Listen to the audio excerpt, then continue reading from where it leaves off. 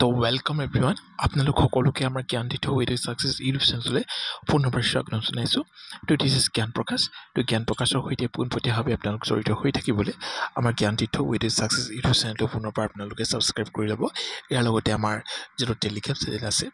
ADRE Mahasangram বুলি আছে আমি ডেছক্ৰিপশ্যনত লিংক দিমেই লগতে আপোনালোকে চাৰ্চ কৰিলেও পাব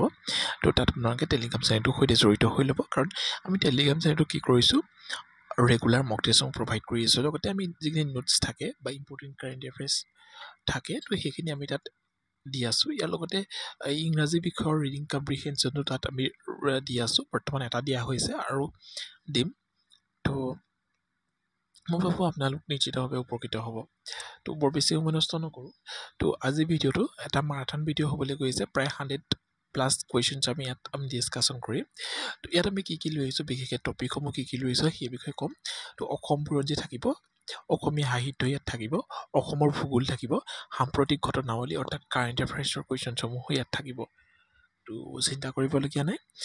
আমি এটা কুৱেশ্যনৰ আনুষংগিক দিশসমূহো যিহেতু আলোচনা কৰিম আৰু এটা কথা কৈ লওঁ যিসকলে MCQ পঢ়িম বুলি আহিছে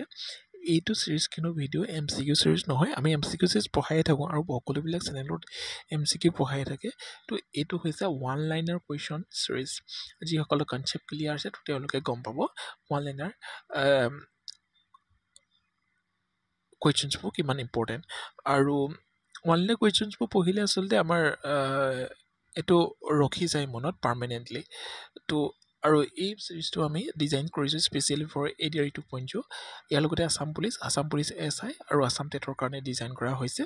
ইয়াৰ লগতে আপোনালোকে আছাম DL প্ৰিপেৰেশ্যনৰ কাৰণে ভিডিঅ'সমূহ চাব লাগিব লগতে অসমৰ যিবিলাক কম্পিটিটিভ এক্সাম আছে সকলোবিলাকৰ কাৰণে উপকৃত হোৱাকৈ ইয়াক প্ৰিপেয়াৰ কৰা হৈছে কুৱেশ্যন নম্বৰ 1টো আমি কি লৈ আহিছিলোঁ এইটো মন কৰক তো উত্তৰ পূৰ্বাঞ্চলৰ কোনখন ৰাজ্যই অসমৰ সৈতে আটাইতকৈ চুটি সীমাৰেখা ভাগ কৰে তো উত্তৰ দেখিছে ত্ৰিপুৰা উত্তৰ পূৰ্বাঞ্চলৰ ত্ৰিপুৰা ৰাজ্যখনে অসমৰ সৈতে আটাইতকৈ চুটি সীমাৰেখা কি কৰে ভাগ কৰে তো ত্ৰিপুৰাই চুটি সীমাৰেখা ভাগ কৰে তো চুটি সীমাৰেখা বুলি কৈ দিয়াৰ লগে লগে শ্বৰ্ট বাউণ্ডাৰী শ্বেয়াৰ কৰে তো লংগেষ্ট বাউণ্ডাৰীনো কোনে শ্বেয়াৰ কৰে সেই বিষয়ে আমাক সুধিব পাৰে তো অসমৰ সৈতে লংগেষ্ট বাউণ্ডাৰী শ্বেয়াৰ কৰে মেঘালয়ে শ্বেয়াৰ কৰে তো সেইটো মন কৰিব আৰু আহিব পাৰে উত্তৰ পূৰ্বাঞ্চলৰ কেইখন ৰাজ্য আছে সেইটো বাৰু নাহে আমি সকলোৱে জানো উত্তৰ পূৰ্বাঞ্চলৰ 8খন ৰাজ্য আছে তাৰে 7খন হৈছে ছিষ্টাৰ আৰু এখন হৈছে ব্ৰাদাৰখন আমি ছিকিম বুলি জানো গতিকে কুৱেশ্যনত আহিব পাৰে যে উত্তৰ পূৰ্বাঞ্চলৰ কোনখন ৰাজ্যই অসমৰ সৈতে বৰ্ডাৰ শ্বেয়াৰ নকৰে তো ছিকিম এনেকুৱা এখন উত্তৰ পূৰ্বাঞ্চলৰ ৰাজ্য যিখনে অসমৰ সৈতে বৰ্ডাৰ শ্বেয়াৰ নকৰে আৰু এইখন এজ এ ষ্টেট হিচাপে ডিক্লেয়াৰ কৰা হৈছিলে 1975 চনত আৰু আমাৰ উত্তৰ পূৰ্বাঞ্চলৰ এখন ষ্টেট হিচাপে ডিক্লেয়াৰ কৰা হৈছিলে 2002 চনত তো এইটো মনত ৰাখি থ'ব আৰু ছিকিম বুলি কৈ দিয়াৰ লগে লগে ছিকিম নহয় ত্ৰিপুৰা বুলি কৈ দিয়াৰ লগে লগে আমি সৌজাগৰী নৃত্যৰ কথা মনত ৰাখিব লাগিব তো সেই সৌজাগৰী নৃত্য কৰোঁ হয় ইয়াৰ লগতে ত্ৰিপুৰাৰ এটা জনপ্ৰিয় এয়াৰপৰ্ট হয় বীৰ বিক্ৰম এয়াৰপৰ্ট তো সেইটো কথা মনত ৰাখিব ইয়াৰ লগতে ত্ৰিপুৰা এনেকুৱা এখন দেশ আপোনালোকে মেপখন চালে মন কৰিব তো মেপখন মই আজি লৈ আহিবলৈ নহ'ল তো ত্ৰিপুৰাখনক তিনিওফালৰ পৰা কি হয় বাংলাদেশে আগুৰি আছে ঠিক আছে পৰৱৰ্তী কুৱেশ্যনটোলৈ আমি যাম তো এই এটা কুৱেশ্যন সাধাৰণ কুৱেশ্যনটোৰ পৰাই কিমান কুৱেশ্যনছ আমি ডিছকাশ্যন কৰিলোঁ তো সকলোখিনি আশা কৰোঁ আপোনালোকে নোটছ কৰি ৰাখিব ঠিক আছে গোটেইখিনি কিন্তু ইম্পৰ্টেণ্ট হয় নেক্সট আহিলে কুৱেশ্যন নম্বৰ 2 আৰু এইটো কুৱেশ্যন মই জানি বুজি মই আনচাৰটো ঢাকি ৰাখিছোঁ কাৰণ ঐতিহাসিক দাণ্ডি যাত্ৰা অংশগ্ৰহণ কৰা একমাত্ৰ অসমীয়া কোন আছে তো মই নিজৰ এক্সপিৰিয়েঞ্চৰ ফালৰ পৰাই ক'ম আচলতে কেণ্ডিডেটবিলাকৰ যিবিলাক ক'ত ভুল হয় বা কেনেকুৱা ধৰণৰ ভুল হয় সেইবিলাক আমি আচলতে গম পোৱা হৈছোঁ তো ঐতিহাসিক দাণ্ডি যাত্ৰা আৰু যিটো ঘূৰণীয়া মেজমেল বুলি কয় এই দুইটাতে দুজন মানুহ হৈছে এজন হৈছে চন্দ্ৰধৰ বৰুৱা হয়নে আৰু আনজন হৈছে লীলাধৰ বৰুৱা এতিয়া বহুতে ডাউট কৰি দিয়ে আৰু এইটো কুৱেশ্যনতে অপশ্যন যেতিয়া আহিব 4টা অপশ্যনে আহিব এটা কিন্তু চন্দ্ৰধৰ বৰুৱা এটা লীলাধৰ বৰুৱা থাকিবই আৰু বহুতে কনফিউজ কৰিব যে কোনটো শুদ্ধ এতিয়া চাওক চন্দ্ৰ হৈছে ঘূৰণীয়া আৰু ঘূৰণীয়া মেজমেলো হৈছে ঘূৰণীয়া নহয় জানো গতিকে চন্দ্ৰধৰ বৰুৱা ডিৰেক্টলি আপোনালোকে লিংক কৰিব ঘূৰণীয়া মেজমেলৰ সৈতে ঠিক আছে গতিকে বাকী থাকিল লীলাধৰ বৰুৱা তাৰমানে দাণ্ডি যাত্ৰা is related to Liladhar Barua দেখিছে আশা কৰোঁ এইটো কুৱেশ্যনৰ আজিৰ পৰা আপোনালোকৰ ডাউট নাথাকে পৰৱৰ্তী কুৱেশ্যন কি আছে অসমে ভাৰতৰ কিমানখন ৰাজ্যৰ সৈতে উমৈহতীয়া সীমা ভাগ বতৰা কৰে আমি ইতিমধ্যে আলোচনা কৰিছোঁ যে অসমে ভাৰতৰ 7খন ৰাজ্যৰ সৈতে উমৈহতীয়া সীমা ভাগ বতৰা কৰে তাৰে 8খন হৈছে অসমৰ নৰ্থ ইষ্টাৰ্ণ ৰাজ্য তাৰে এখন ছিকিমে কি কৰে বৰ্ডাৰ শ্বেয়াৰ নকৰে অসমৰ সৈতে ইয়াৰ লগতে অসমখন এখন ওলাই আহিলে তো অসমৰ সৈতে বৰ্ডাৰ শ্বেয়াৰ কৰে এই 6খন নৰ্থ ইষ্টৰ ৰাজ্য যিকেইখন 7 ছিষ্টাৰ আৰু 6 ছিষ্টাৰ অসমক বাদ দি যিহেতু অসমৰ লগত শ্বেয়াৰ কৰিছে ইয়াৰ লগতে ৱেষ্ট বেংগলে শ্বেয়াৰ কৰে অৰ্থাৎ আমি কি ক'ব লাগিব অৰুণাচল প্ৰদেশ নাগালেণ্ড মেঘালয় মিজোৰাম মণিপুৰ আৰু ত্ৰিপুৰা ৱেষ্ট বেংগল এই 7খন ৰাজ্যই কি কৰে অসমৰ সৈতে বৰ্ডাৰ শ্বেয়াৰ কৰে ইয়াৰ লগতে অসমৰ সৈতে বাংলাদেশ আৰু ভূটানেও কি কৰে বৰ্ডাৰ শ্বেয়াৰ কৰে তো মনত ৰাখি থ'ব ঠিক আছে অসমৰ সৈতে কিন্তু ভূটানে আটাইতকৈ বেছি বৰ্ডাৰ শ্বেয়াৰ কৰে ঠিক আছে মই আশা কৰিম আপোনালোকে বুজি পাইছে তো পৰৱৰ্তী কুৱেশ্যনটোলৈ যাম কুৱেশ্যন নাম্বাৰ 4টোত এইটো মই কাটি দিছোঁ গামোচা হয় গামোচা জি আই টেগ লাভ কৰিছে কিন্তু ৰিচেণ্ট জি আই টেগ কোনে লাভ কৰিছে এটা কৈ দিছোঁ পানী মেটেকাই জি আই টেগ লাভ কৰিছে সৰ্থেবাৰী কাঁহ পিতলৰ শিল্পই লাভ কৰিছে আৰু কিহেনো ৰিচেণ্ট জি আই টেগ লাভ কৰিছে আপোনালোকে কমেণ্ট বক্সত জনাব কাৰণ এইটো কুৱেশ্যন আমি এডিআৰই যিটো মহাসংগ্ৰাম বেচ চলাই আছোঁ তো তাত আমি ডিছকাশ্যন কৰিছোঁ ষ্টেটিক জিকে পাৰ্টত কুৱেশ্যন নম্বৰ আগতো 5 হ'ব লাগিছিলে তো 4 বুলি আহিলে বাৰু যি নহওক কুৱেশ্যন যি তো অসমৰ কোনখন জিলাৰ বাংলাদেশৰ লগত আন্তঃৰাষ্ট্ৰীয় সীমা আছে তো অসমৰ কৰিমগঞ্জ যিখন ডিষ্ট্ৰিক্ট সেই ডিষ্ট্ৰিক্টখনৰ বাংলাদেশৰ সৈতে সীমা শ্বেয়াৰ কৰিছে ঠিক আছে প্ৰথম অসমীয়া অনাতাঁৰ নাটকখনৰ নামনো কি তো এইখনৰ নাম হৈছে বিন বৈৰাগী দেখিছে কুৱেশ্যন নম্বৰ 6টোত কি আছে নৰনাৰায়ণৰ ৰাজত্ব কালত কোনগৰাকী ভ্ৰমণকাৰী কোচ ৰাজ্য ভ্ৰমণ কৰিছে তো ৰাল্ফ ফিটছ বুলি এজন আছে তো তেওঁ কি কৰিছিলে নৰনাৰায়ণৰ ৰাজত্ব কালত কোচ ৰাজ্য ভ্ৰমণ কৰিছিলে পৰৱৰ্তী কুৱেশ্যন নম্বৰ 7 কুৱেশ্যন নম্বৰ 7টোত কি দিয়া আছে কোনগৰাকী আহোম ৰাণীয়ে শিৱসাগৰত শিৱদৌল নিৰ্মাণ কৰিছিল তো শিৱসিংহৰ দুগৰাকী পত্নী আছিল তাৰে দ্বিতীয়গৰাকী পত্নী অম্বিকাগিৰি বৰজা বুলি কোৱা যায় তেওঁ শিৱদৌল নিৰ্মাণ কৰিছিলে শিৱসাগৰত কেতিয়াবা শিৱসাগৰ গ'লে নিশ্চিতভাৱে শিৱদৌল দেখা পাব আমাৰ অসমৰ আটাইতকৈ ওখ মন্দিৰ বুলি জনা যায় আৰু শিৱদৌলৰ একদম ওপৰত এটা সোণৰ কলচীৰে গৌৰৱেৰে গৌৰৱান্বিত হৈ আছে শিৱসাগৰ তো অসমীয়া সাহিত্য সভা কিমান চনত প্ৰতিষ্ঠা কৰা হৈছিল 1917 চনত শিৱসাগৰত হৈছিলে প্ৰথম অধিৱেশন সাহিত্য সভাৰ আৰু সেই প্ৰথম অধিৱেশনখনৰ প্ৰেছিডেণ্ট কোন আছিলে আমাক কমেণ্ট বক্সত আপোনালোকে জনাব কাৰণ এইবোৰ কুৱেশ্যন আমি কতবাৰ যে ডিছকাশ্যন কৰিছোঁ নহয় জানো পৰৱৰ্তী কুৱেশ্যন জাতিংগাত জেগাটো কিয় ফেমাছ হয় কাৰণ তাত বাৰ্ডছে ছুইচাইড কৰে বুলি ধৰা হয় আত্মহননৰ ঠাই বুলি ধৰা হয় তো এই জেগাডোখৰ ডিমা হাছাওৰ এডোখৰ জেগা হয় ঠিক আছে ভাৰতত সোমোৱাৰ পাছত ব্ৰহ্মপুত্ৰ নদীক কি বুলি জনা যায় ভাৰতত সোমোৱাৰ পাছত ব্ৰহ্মপুত্ৰ নদীক চিয়াং বুলি জনা যায় চিয়াং হয়নে তো বাংলাদেশত সোমোৱাৰ পিছতনো ব্ৰহ্মপুত্ৰ নদীক কি বুলি জনা যায় সেইটো আমাক জনাব যেতিয়া ব্ৰহ্মপুত্ৰ আৰু গংগা দুইখন মিলন হয় তো তেতিয়া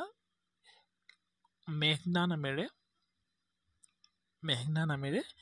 বে অফ বেংগলত পৰে আৰু গংগা নদীখন যেতিয়া বাংলাদেশত পৰে তো বাংলাদেশত আহে তেতিয়া সেইখনক পদ্মা বুলি জনা যায় ঠিক আছে পদ্মা আৰু এই ব্ৰহ্মপুত্ৰখন যেতিয়া বাংলাদেশত আহে তেতিয়ানো কি বুলি জনা যায় আমাক জনাব ঠিক আছে কুৱেশ্যন নম্বৰ 11টোত কি আছে গোপীনাথ বৰদলৈক কোনে লোকপ্ৰিয় উপাধিটো প্ৰদান কৰিছিল লোকপ্ৰিয় উপাধিটো গোপীনাথ বৰদলৈক জয়ৰাম দাস দৌলতৰামে প্ৰদান কৰিছিল আৰু গোপীনাথ বৰদলৈ কোন আছিলে ফাৰ্ষ্ট কি আছিলে বাৰু মই নকওঁ এইটো কুৱেশ্যন নম্বৰ 12টোত আমি যাম চকৰি ফেটি বুৰঞ্জী চক্ৰফেটি বুলি আছে বাৰু ইয়াত চকৰিফেটি হয় চকৰিফেটি বুৰঞ্জী কোনে লিখিছিল তো নুমলী বৰগোহাঁই চকৰিফেটি বুৰঞ্জী লিখিছিল এইখিনিতে কলফেটি বুৰঞ্জী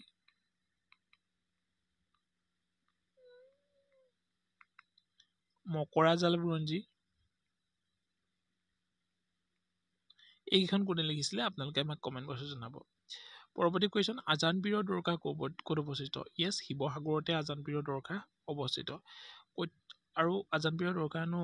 কাৰ সৈতে জড়িত আমি সকলোৱে জানো আজান ফকীৰৰ নাম শুনিছো পঢ়িছো আচলতে আজান ফকীৰৰ বিষয়ে আমি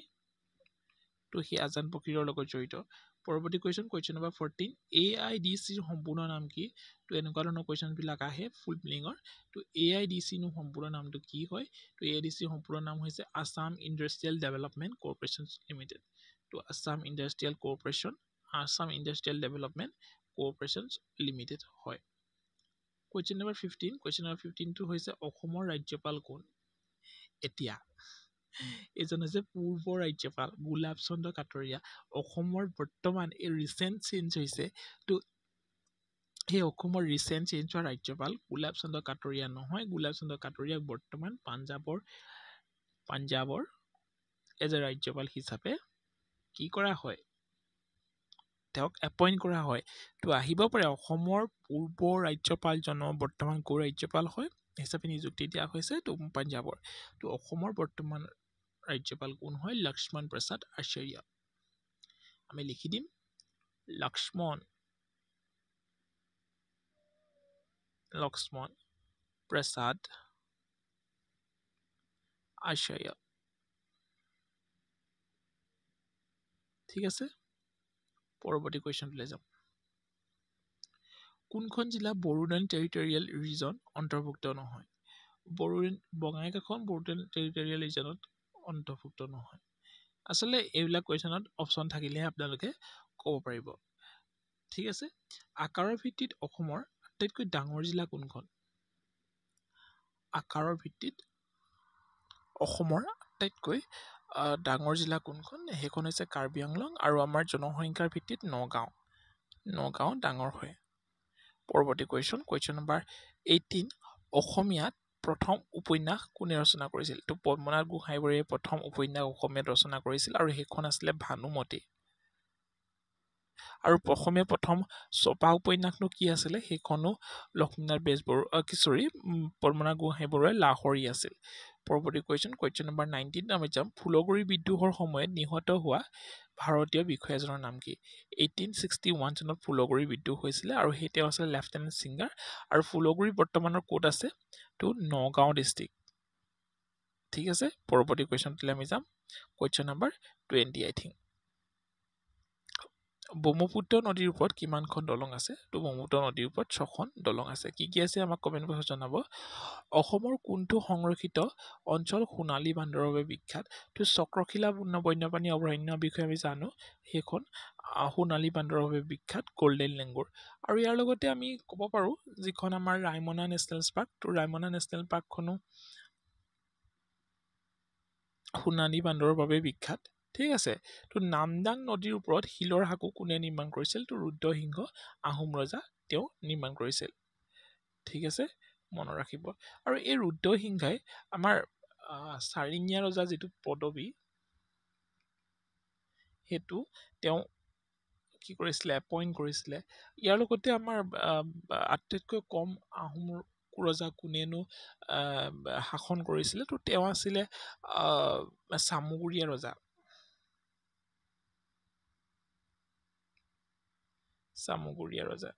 তো মনত ৰাখিব তো এইবিলাক মোৰ আখৰবিলাক বেয়া হৈছে বাৰু তথাপিও মনত ৰাখিব আপোনালোকে নোটছ কৰিব অসমৰ মুখ্য ন্যায়াধীশ কোন আছিল অসমৰ পৰা মুখ্য ন্যায়াধীশ কোন আছিল chief justice of India Ranjan Gogoi তেওঁতো অসম বৈভৱো লাভ কৰিছে নহয় জানো তো ট্ৰেণ্ডিং কুৱেশ্যনছ হয় কুৱেশ্যন নম্বৰ 24 কি আছে গুৱাহাটীত চাহনিলাম কেন্দ্ৰ কেতিয়া স্থাপন কৰা হৈছিল 1970 চনত গুৱাহাটীত চাহনিলাম কেন্দ্ৰ স্থাপন কৰা হৈছিল পৰৱৰ্তী কুৱেশ্যন নম্বৰ 25ত কি দিয়া আছে কোন বছৰত অসমত প্ৰথমবাৰৰ বাবে খাৰুৱা তেল খনন কৰা হৈছিল খাৰুৱা তেল খনন 1869ত কৰা হৈছিল 1889ত খনন কৰা হৈছিল আৰু 1899ত অইল কোম্পানী প্ৰতিষ্ঠা কৰা হৈছিল আৰু 1901ত ডিগবৈ অইল ৰিফাইনাৰী ষ্টাব্লিছ কৰা হৈছিল মনত ৰাখি থব পৰৱৰ্তী কুৱেশ্যন অসমৰ কোনখন জিলাত সৰ্বাধিক চাহ বাগিচা আছে অসমৰ ডিব্ৰুগড় জিলাক এইটো কাৰণে ডিব্ৰুগড় জিলাখনক কি বুলি কোৱা হয় টি চিটি বুলি কোৱা হয় টি চিটি আৰু টি কেপিটেল বুলি কোৱা হয় যোৰহাটক মনত ৰাখি থব টুকলাই কিন্তু যোৰহাটতে আছে VTAD কেতিয়া প্ৰতিষ্ঠা কৰা হৈছিল VTAD 2003 চনত 203 হৈ আছে 2003 চনত VTAD 10 ফেব্ৰুৱাৰী তাৰিখে প্ৰতিষ্ঠা কৰা হৈছিল বৰ্ডলেণ্ড টেৰিটৰী এইটো ফুল মিনিটটো আমাক জনাব পৰৱৰ্তী কুৱেশ্যন ব্ৰহ্মপুত্ৰৰ উপনদী গাই কোন নদীৰ মাজত অৱস্থিত ব্ৰহ্মপুত্ৰ উপনদী গাই কোন নদীৰ মাজত অৱস্থিত দিহাং আৰু সোৱণশিৰি নদীৰ মাজতে গাই অৱস্থিত তো সোৱণশিৰিখনেই আচলতে আমাৰ ব্ৰহ্মপুত্ৰৰ আটাইতকৈ লাৰ্জেষ্ট ট্ৰিবিউটৰী হয় এইটো মনত ৰাখি থব টুকলাই গৱেষণা প্ৰতিষ্ঠান কোনখন চহৰত আছে ইতিমধ্যে আলোচনা কৰিছো যোৰহাটত আছে পৰৱৰ্তী কুৱেশ্যন চুনিলৰ প্ৰধান মজুদ কোন জিলাত পোৱা যায় চুনিলৰ প্ৰধান মজুদ আমি এইটো জানিব লগা কুৱেশ্যন ডিমা হাছাওত আছে বাংলাদেশৰ সৈতে ভাগ নকৰা উত্তৰ পূব ভাৰতৰ ৰাজ্যখন কি বাংলাদেশৰ সৈতে ভাগ নকৰা উত্তৰ পূব ভাৰতৰ ৰাজ্যখনৰ নাম কি তো সেইখন হৈছে মণিপুৰ ঠিক আছে পৰৱৰ্তী কুৱেশ্যন কোন বছৰত অসমৰ ৰাজধানী শ্বিলঙৰ পৰা দিছপুৰলৈ স্থানান্তৰ হয় 1973 আৰু সেই সময়ত অসমৰ চিফ মিনিষ্টাৰ আছিলে শৰৎ চন্দ্ৰ সিনহা সেইটো মনত ৰাখি থব পৰৱৰ্তী কুৱেশ্যন নম্বৰ 33 অসমৰ কোনখন জিলাৰ সাক্ষৰতা হাৰ সৰ্বাধিক তো ডেফিনেটলি কামৰূপ জিলা পৰৱৰ্তী কুৱেশ্যন নম্বৰ 34 অসমৰ সৰ্ববৃহৎ কয়লাক্ষেত্ৰ ক'ত অৱস্থিত সৰ্ববৃহৎ কয়লাক্ষেত্ৰ আছে মাকুমত ঠিক আছে আৰু পৰৱৰ্তী কুৱেশ্যন নম্বৰ 35 চিমেণ্ট ফেক্টৰীৰ বাবে অসমৰ কোনখন ঠাই বিখ্যাত আমি জানো বোকাজান অৱস্থিত বিখ্যাত উত্তৰ ভাৰতৰ আটাইতকৈ ডাঙৰ ৰাজ্যখনৰ নাম কি উত্তৰ ভাৰতৰ আটাইতকৈ ডাঙৰ ৰাজ্যখন হৈছে অৰুণাচল প্ৰদেশ আৰু গোটেই ইণ্ডিয়াৰ ভিতৰত আটাইতকৈ ডাঙৰ ৰাজ্য হৈছে ৰাজস্থান ঠিক আছে আৰু পপুলেশ্যন ৱাইজটো আমাৰ উত্তৰ প্ৰদেশ হয় অসমৰ কোনখন জিলাত ৰাষ্ট্ৰীয় সাৰ কাৰখানা অৱস্থিত ৰাষ্ট্ৰীয় সাৰ কাৰখানা নামৰূপত অৱস্থিত আমি জানিবলগীয়া কথা কুৱেশ্যন নম্বৰ 38ত কি আছে অসমৰ কোনখন ৰাষ্ট্ৰীয় উদ্যানত বিৰল বগা পাখি থকা হাঁহ অৰ্থাৎ দেওহাঁহ পোৱা যায় তো দেওহাঁহ নামেৰি ৰাষ্ট্ৰীয় উদ্যানত পোৱা যায় ঠিক আছে সেইটো মনত ৰাখি থব পৰৱৰ্তী কুৱেশ্যন অসমৰ কাজিৰঙা কেতিয়া ৰাষ্ট্ৰীয় উদ্যান হিচাপে ডিক্লেয়াৰ কৰা হয় তো 1974ত কাজিৰঙা ৰাষ্ট্ৰীয় উদ্যান হিচাপে ডিক্লেয়াৰ কৰা হয় আৰু 1985ত কাজিৰঙা কি কৰা হয় এজ এ ৱৰ্ল্ড হেৰিটেজ চাইট হিচাপে ডিক্লেয়াৰ কৰা হয় কুৱেশ্যন নম্বৰ 40 কি আছে অসমৰ মুঠ ভৌগোলিক ক্ষেত্ৰফল কিমান তো 78438 কিলোমিটাৰ এইটো কুৱেশ্যন আজিকালি নহা হ'ল তথাপিও জানি থোৱাটো ভাল অসমৰ আন্তঃৰাষ্ট্ৰীয় সীমা কেইখন দেশৰ লগত ভাগ বতৰা কৰে অসমৰ আন্তঃৰাষ্ট্ৰীয় আলোচনা কৰি আহিছো বাংলাদেশ ভূটান বুলি নহয় জানো কুৱেশ্যন নম্বৰ 42ত কি আছে কিমান চনত কপৌ ফুলক অসমৰ ৰাজ্যিক ফুল হিচাপে ডিক্লেয়াৰ কৰা হয় 2003 চনৰ 4 এপ্ৰিল তাৰিখে কি কৰা হয় কপৌ ফুলক অসমৰ ৰাজ্যিক ফুল হিচাপে ডিক্লেয়াৰ কৰা হয় 2011 চনৰ লোকপিয়ল অনুসৰি অসমৰ মহিলাৰ সাক্ষৰতাৰ হাৰ কিমান 66.27% সেইটো মনত ৰাখিব 2011 চনৰ লোকপিয়ল অনুসৰি অসমৰ লোকসভাৰ কোনটো সমষ্টি অনুসূচিত জাতি জনজাতিৰ বাবে সংৰক্ষিত তো কৰিমগঞ্জ ঠিক আছে কাজিৰঙা ৰাষ্ট্ৰীয় উদ্যানক কোন বছৰত ব্যাঘ্ৰ প্ৰকল্প হিচাপে ঘোষণা কৰা হয় 2007 চনত কাজিৰঙা ৰাষ্ট্ৰীয় উদ্যানক ব্যাঘ্ৰ প্ৰকল্প হিচাপে ঘোষণা কৰা হয় কুৱেশ্যন নম্বৰ 46ত আছে অসমৰ প্ৰথম ব্যাঘ্ৰ সংৰক্ষিত বনাঞ্চল কোনখন মানাহ ব্যাঘ্ৰ সংৰক্ষিত বনাঞ্চল 1973 ঠিক আছে পৰৱৰ্তী কুৱেশ্যনটোলৈ আমি যাম প্ৰত্নতান্ত্ৰিক স্থান দেওপাহাৰ ক'ত আছে দেওপাহাৰ নুমলীগড়ত অৱস্থিত কুৱেশ্যন নম্বৰ 48ত যাম কেইখন দেশৰ মাজেৰে ব্ৰহ্মপুত্ৰ নদী পাৰ হৈ গৈছে তো 3খন সেয়া কি আমাক কমেণ্ট বক্সত জনাব পৰৱৰ্তী কুৱেশ্যনলৈ যাম 49 নম্বৰ কুৱেশ্যন অসমৰ পৰা অশ্বমেধ যজ্ঞ কৰা প্ৰথম কোন ৰজা আছিলে অসমৰ পৰা অশ্বমেধ যজ্ঞ মহেন্দ্ৰ বৰ্মনে প্ৰথম কৰিছিলে কোনজন আহোম ৰজাই নৱগ্ৰহ মন্দিৰ নিৰ্মাণ কৰিছিল ৰাজেশ্বৰ সিংহ আৰু নৱগ্ৰহ মন্দিৰ ক'ত আছে চিত্ৰাচল পাহাৰত আছে পাছৰ কুৱেশ্যনটো কুৱেশ্যন নম্বৰ 51 আহোম আৰু মোগলৰ শেষ যুদ্ধ হোৱা ঠাইখনৰ নাম কি আহোম আৰু মোগলৰ শেষ যুদ্ধ মই 1982 লিখি পাইছো কিন্তু এইটো হ'ব 1682 চনত হোৱা ইটাখুলি ৰণ আৰু প্ৰথমখন 1615 হোৱা ভৰলু ৰণ হয়নে আনুষ্ঠানিকভাৱে হিন্দু ধৰ্ম গ্ৰহণ কৰা প্ৰথমজন ৰজা কোন আছিলে তেওঁ আছিলে সুতামলা অৰ্থাৎ জয়ধ্বজ সিংহ যাক আমি ভগনীয়া ৰজা বুলিও জানো পৰৱৰ্তী কুৱেশ্যনছ কোনখন সন্ধিৰ দ্বাৰা অসমৰ ওপৰত মানৰ আক্ৰমণৰ অন্ত পৰিছিল তো ইয়াণ্ডাবু সন্ধি 1826 হয়নে অসমৰ ওপৰত মানৰ আক্ৰমণৰ অন্ত পৰিছিল সেই সময়ত পৰৱৰ্তী কুৱেশ্যনছ কোনটো ঘটনাক অসমৰ জালিৱানৱালাবাগৰ মাছাকাৰ বুলি জনা যায় বা কাণ্ড বুলি জনা যায় তো পথৰুঘাটৰ ফায়াৰিঙত 1894 যেটো হৈছিলে তো অসমৰ জালিৱানৱালাবাগৰ মাছাকাৰ বুলি জনা যায় হয়নে পৰৱৰ্তী কুৱেশ্যন নম্বৰ 55 বংগৰ পৰা অসমক কেতিয়া বিচ্ছিন্ন কৰা হৈছিল 1874 চনত বংগৰ পৰা অসমক 1874 চনত পৃথক কৰা হয় পৰৱৰ্তী কুৱেশ্যন অসম বিধানসভাৰ প্ৰথম অধ্যক্ষ কোন আছিলে বাবু বসন্ত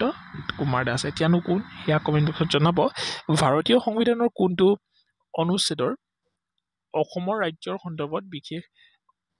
ব্যৱস্থা আছে তো 371 বিত আছে 371 যেটো এ হয় হেতু আছে নাগালেণ্ড ঠিক আছে তো এটো মনৰ ৰখা এটা ট্ৰিক্স আছে মই ট্ৰিক্সটো বাৰু এক্সট্ৰাকে লৈ আহিম ট্ৰিক্সটো মই এডখতে এবাৰ কৈ যাবই বিচাৰিম বাৰু যদি লিখি ল'ব বিচাৰা লিখি ল'ব যদি মই এনালাইসিস কৰি দিব লাগে বা ডিটেইলছত ক'ব লাগে তেতিয়াহলে কমেন্টত জনাব এটা ভিডিঅত মই লৈ আহিম না মা समझ के I think এই যেটো সেন্টেন্স এই সেন্টেন্সটো সকলোৱে মনত ৰব আৰু এটোৰ পৰাই আমি গম পাম কোৱেশ্চন নম্বৰ 58 আছে স্বাধীনোত্তৰ অসমৰ প্ৰথম পূৰ্ব ৰাজধানী কি আছিল ডেফিনেটলি শিলং আছিল কোৱেশ্চন নম্বৰ 59 আমেথি বা তান্ত্ৰিক উৰ্বৰতা উৎসৱক জনপ্ৰিয়ভাৱে কি বুলি জনা যায় তো অম্বুবাচী মেলা বুলি জনা যায় তো গুৱাহাটী নীলাচল পাহাৰত অৱস্থিত আমাৰ মা কামাখ্যা দেৱী মন্দিৰত পালন কৰা হয় ৱাংগালা উৎসৱ মেঘালয়ৰ গাৰোসকলৰ দ্বাৰা পালন কৰা নংক্ৰেম ফেষ্টিভেলটো মেঘালয়তে পালন কৰে নংক্ৰেম বাহদে খেলামো জয়ন্তীয়াসকলে পালন কৰে মেঘালয়ত প্ৰথম অসমীয়া ভাষাৰ আলোচনী কোনখন তো হেখন আসলে অৰুণোদয় ঠিক আছে অৰুণোদয় কিমান চনত পাবলিশ কৰা হৈছিল আমাক কমেন্ট বক্সত জনাব ঠিক আছে পৰৱৰ্তী কোৱেশ্চনটোলৈ আমি যাম কোৱেশ্চন নম্বৰ 62 কোন বছৰত গুৱাহাটীৰ প্ৰথমখন শৰাইঘাট দলং কি কৰা হয় উদ্বোধন কৰা হয় না 1862 তাৰিখে কি কৰা হয় 1862 নহয় 1962 ইয়াত ঠিক আছে পৰৱৰ্তী কোৱেশ্চনলৈ যাম কোৱেশ্চন নম্বৰ 63 ভিলেজ ৰকষ্টাৰ যিখন বুল ছবি তাৰ পৰিচালক কোন আছিল ৰীমা দাস আছিল তে বহুত বটাও লাভ কৰিছে কাৰেঙৰ লিগুৰি জ্যোতিপ্ৰসাদ আগৰৱালাৰ এখন লিখনি হয় আহোম ৰাজ্যৰ শেষ ৰাজধানী হিচাপে যোৰহাট কোনে প্ৰতিষ্ঠা কৰিছিল তো স্বৰ্গদেউ গৌৰীনাথ সিংহই আহোমৰ শেষ ৰাজধানী যোৰহাট হিচাপে কি কৰা হৈছিল প্ৰতিষ্ঠা কৰিছিল নামঘোষা কাৰ হয় মাধৱদেৱৰ নামঘোষা ঠিক আছে যিখনক হাজাৰী ঘোষা বুলিও জনা যায় ঠিক আছে মনত ৰাখি থব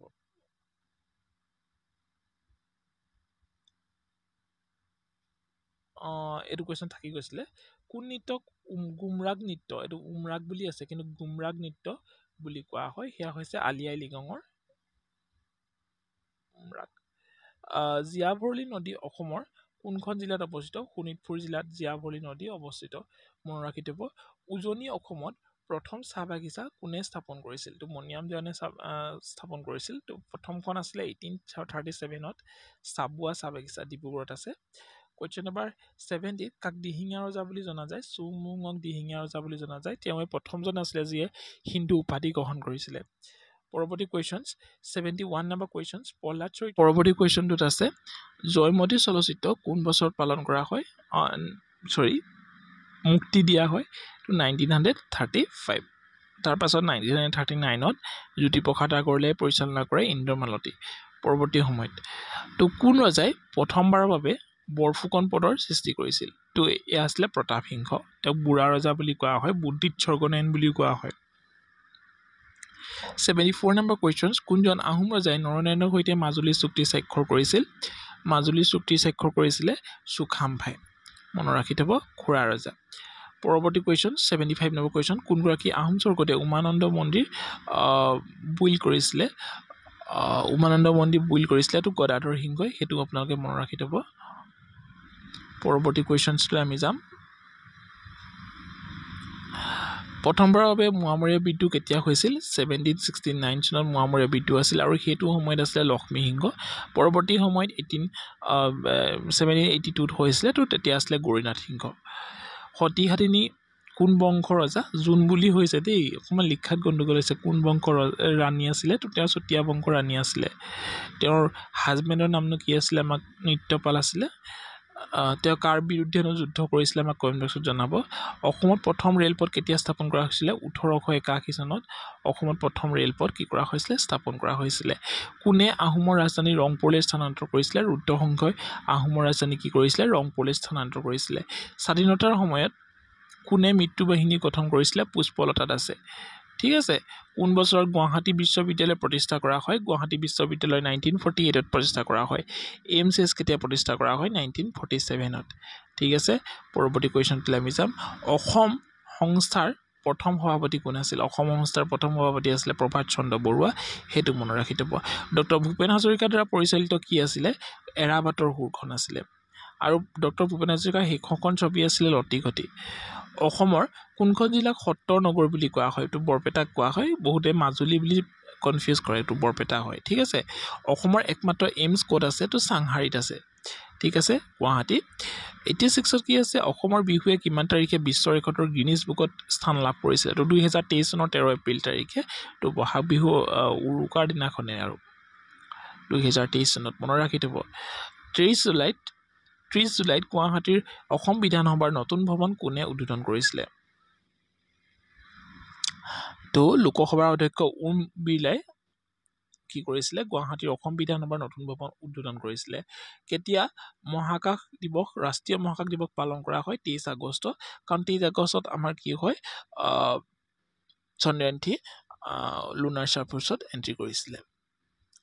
পৰৱৰ্তী কুৱেশ্যন 89ত আছে অসম ভ্ৰমণ কৰা পৃথিৱীৰ আটাইতকৈ দীঘল নদী ক্ৰুজখনৰ নাম কি আছিলে সেইখন আছিলে MV গংগা বিলাস ঠিক আছে পৰৱৰ্তী কুৱেশ্যনছ উত্তৰ পূব সীমান্ত ৰেলৱে NEF উত্তৰ পূৰ্বাঞ্চলৰ কোন ঠাইৰ প্ৰথম ভাৰত গৌৰৱ ৰেল মুকলি কৰা হয় ডিব্ৰুগড় অসমৰ পৰা ঠিক আছে অসম চুক্তি কেতিয়া স্বাক্ষৰিত কৰা হয় 1885 চন তেতিয়া Rajiv Gandhi as a PM আছিলে মনত ৰাখি থাকিব থব 15 আগষ্ট তাৰিখে অসমৰ প্ৰথম শিশু আলোচনীখনৰ নাম কি অসমীয়া তো সেইখন আছিলে ল'ৰা বন্ধু পৰৱৰ্তী অংশত আছে অসমৰ আটাইতকৈ ডাঙৰ গাঁওখনৰ নাম কি শুৱালকুছি সেইটো মনত ৰাখি থব পৰৱৰ্তী কুৱেশ্যনছ অসমত কোনে চাহ গছ আৱিষ্কাৰ কৰিছিলে ব্ৰুছে চাহ গছ আৱিষ্কাৰ কৰিছিলে অসমৰ প্ৰথম ৰেলপথটোৰ নাম কি উত্তৰ পূব সীমান্ত ৰেলপথ উত্তৰ পূব সীমান্ত ৰেলপথৰ প্ৰধান কাৰ্যালয় ক'ত আছে মালিগাঁও গুৱাহাটীত আছে কুৱেশ্যন নম্বৰ 97 কোচ ৰাজ্যৰ প্ৰতিষ্ঠাতা কোন বিশ্বসিংহ কোচ ৰাজ্যৰ প্ৰতিষ্ঠাতা কোচ ৰাজ্যৰ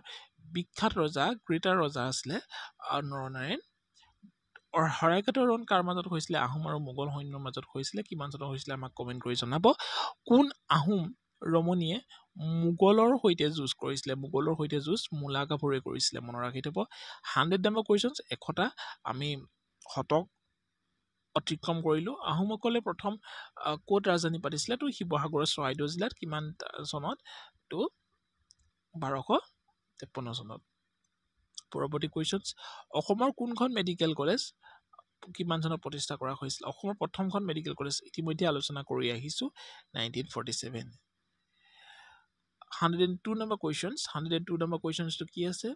অকমান তললৈ যাব লাগিব নহয় জানো অসমৰ কোনগৰাকী খেলুৱৈৰ জন্মদিনত অভিৰুচি ক্ৰীড়া দিৱস পালন কৰা হয় তো ভোগেশ্বৰ বৰুৱাৰ দিনত পালন কৰা হয় তো তেওঁ অৰ্জুন বঁটা লাভ কৰা প্ৰথমজন অসমীয়া আছিলে আৰু দ্বিতীয় গৰাকী আছিলে মনালিছা বৰুৱা আৰু ষষ্ঠ গৰাকী হৈছে লভলীনা কুৱেশ্যন নম্বৰ 103 অৰ্থাৎ আজি ভিডিঅ'টোৰ শেষৰটো কুৱেশ্যনছ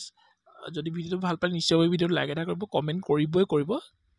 আৰু যদি ভিডিঅ' বিচাৰে আমাক কমেণ্ট কৰিব লগতে চেনেল ছাবস্ক্ৰাইব কৰি বেলখন অল প্ৰেছ কৰিব নিশ্চিতভাৱে আপোনালোকে উপকৃত হৈছে বহুত বেছি কমন কুৱেশ্যন আৰু ইম্পৰ্টেণ্ট কুৱেশ্যনসমূহ আমি লৈ গৈছোঁ প্ৰিভিয়াছ কুৱেশ্যনছ হয় এইসমূহ প্ৰথম শংকৰদেৱ বঁটা কোনে লাভ কৰিছিলে কীৰ্তিনাথ হাজৰিকা আৰু ডক্টৰ ভূপেন হাজৰিকাই কি কৰিছিলে প্ৰথম শংকৰদেৱ বঁটা লাভ কৰিছিলে তো থেংক ইউ ফৰ ৱাচিং see you in the next